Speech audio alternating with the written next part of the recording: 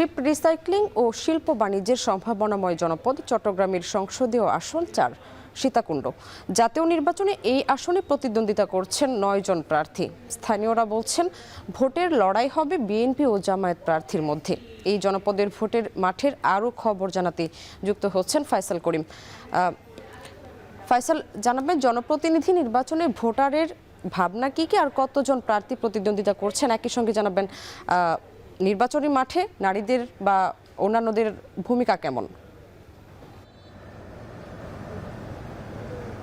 স্বামী, যে জনপদটির কথা বলা হচ্ছে এটি চট্টগ্রামের অত্যন্ত গুরুত্বপূর্ণ একটি অঞ্চল। বিশেষ করে এই অঞ্চলে যে শিপ রিসাইক্লিং বা জাহাজ ভাঙা শিল্প আছে, সেই শিল্পের উপর কিন্তু বিভিন্ন খাত নির্ভর করে।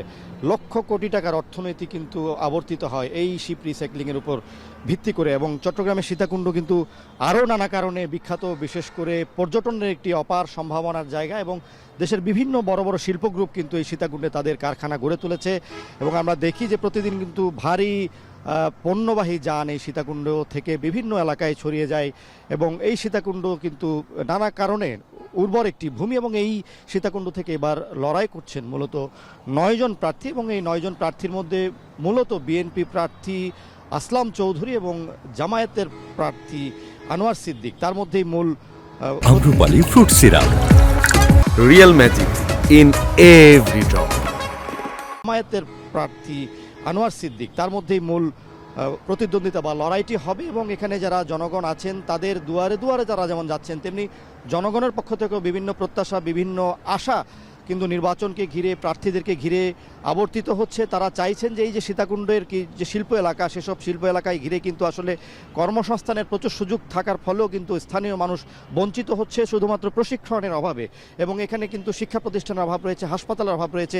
তো প্রশিক্ষিত জনবল তৈরি করার জন্য তারা এখানে যেমন সামাজিক উন্নয়ন চাচ্ছেন, অবকাঠামোর উন্নয়ন চাচ্ছেন। বিশেষ করে জাহাজ ভাঙা শিল্পকে ঘিরে যে সড়ক কিংবা অবকাঠামোগত সুবিধা, সেগুলোতে কিন্তু সংকট আছে। সুপেয় পানির সংকট আছে। বিশেষ করে এখানে যে শিল্পাঞ্চলগুলো আছে সেখানে লবণাক্ত পানি কিংবা পানির স্তর নিচে নামার কারণে শিল্পাঞ্চল বা শিল্প এলাকাগুলো, শিল্প কারখানাগুলো ক্ষতিগ্রস্ত হচ্ছে। তো তারা চাইছেন যে এই শিল্প জোন বা শিল্প এলাকাকে ঘিরে সরকার আলাদা পরিকল্পনা গ্রহণ করুক। তাতেই কিন্তু সামাজিক যে উন্নয়ন কিংবা তাদের যে জীবনমানের উন্নয়ন, সেটি কিন্তু তৈরি হবে। এবং তারা বলছেন যে এই সীতাকুণ্ডকে ঘিরে একটি অবারিত পাহাড় সারি রয়েছে, প্রচুর ঝর্ণা রয়েছে, প্রাকৃতিক সম্পদ রয়েছে।